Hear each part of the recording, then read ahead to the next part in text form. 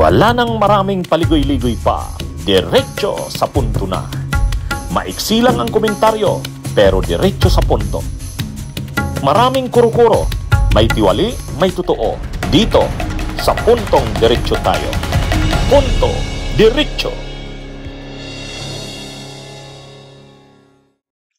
Isang kontrobersyal na figure diyan sa issue na yan, ang isang kontrobersyal na figure diyan, yung grandnephew ni Lucas Bersamin, yung Adrian Bersamin. Alam nyo, sa mga talakayan ko, nabanggit ko na yung yung Andrew Bersamin na yan eh. Adrian Bersamin. Yung kainitan ng issue ni General Torre. Naalala nyo yon, mga kabunyog, mga kababayan? Yung kainitan ng issue ni General Torre tungkol dun sa bibilhing mga baril, yung high-powered firearms na bibilhin, na humihingi ng budget. Ano rin doon? Kukuha rin ng insertions din. Ang plano, i-insert din sa budget ng DILG. 8 billion yata yon. 8 billion ba yon? Ngayon, ang nagpa-facilitate din ay si Adrian Bersamin din. Siya rin ang nagpa-facilitate sa loob ng Office ng Executive Secretary. Nababanggit din ito. Nasa Malacanang, siya ang nagpa-facilitate, gagawa ng paraan na lagyan ng pondo, insertion sa pondo ng DILG. Ano yun Kaya lang hindi inaprubahan ni General Torre. Ang involved din doon, itong si Yusek Adrian Bersamin. Kaya marami ng kontrobersya itong Adrian Bersamin na ito eh. At sabi ni Senador Boying Rimulya, ni Ombudsman Boying Rimulya, noon pa daw, nasa radar niya na yan si Adrian Bersamin. Secretary of Justice pa lang siya, binabantayan niya na daw talaga yan si Bersamin, yung Yusek na yan, Adrian Bersamin. Bakit? Kasi marami nga daw galaw na parang kaduda-duda, sabi ni Ombudsman Rimulya. Napapansin niya na daw, madalas nababanggit yung Adrian Bersamin na yan. Ayun na nga, doon sa issue ng pagbilisana ng high-powered firearms na nai-involve si General Torre, hindi inapruban ni General Torre. Pero ang lumalakad daw noon na ma-apruban yon, malagay sa insertions ng DILG, yung Yusek Adrian Bersamin. Kaya sabi ni Boying Rimulya, matagal ko nang naririnig yan, nasa radar ko na yan. Nasa radar ko na yan. O ngayon, sino yung Yusek Adrian Bersamin na nabanggit na naman ngayon ni Senador Ping Lacson? Nabanggit din ni Saldico. Tingnan nyo tatlo na ang bumanggit doon sa Undersecretary Adrian Bersamin. Una, si Saldico.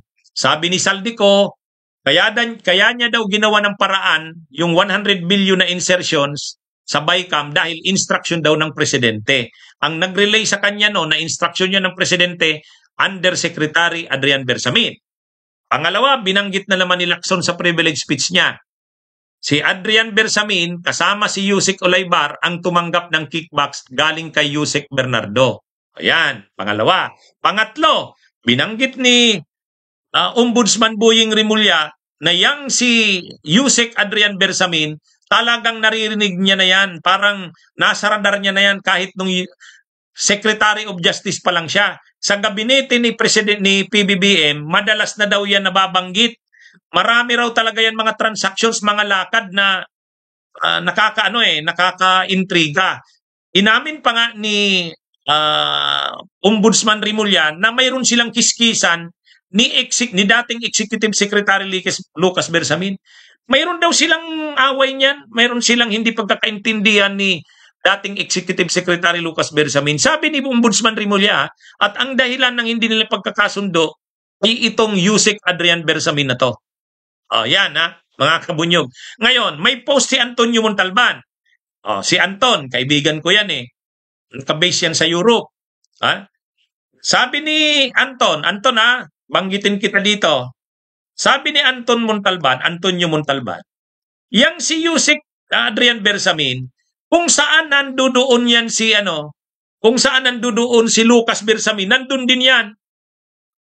Kumbaga bit-bit lagi ni Bit-bit daw lagi ng Grand Tito. Oh, ang tawag Grand Tito eh.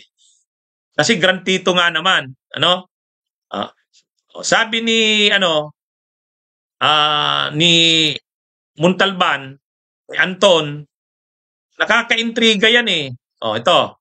Adrian Bersamin had interesting career assignments. When Grand Uncle Justice Bersamin sat in the Senate Electoral Tribunal, he got a job in the SET. When Grand Uncle was appointed by Duterte as GSIS chair after his retirement from the Supreme Court, Grand Nephew got a job in GSIS.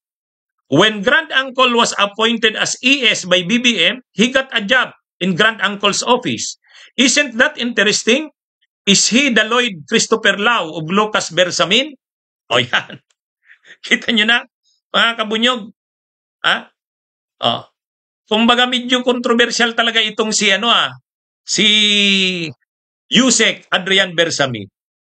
Kaya mukhang maraming lalabas pa dito kay Lucas Bersamin na mga Undersecretary Adrian Bersamin Mukhang maraming lalabas na mga issues dito kay dito kay sino to?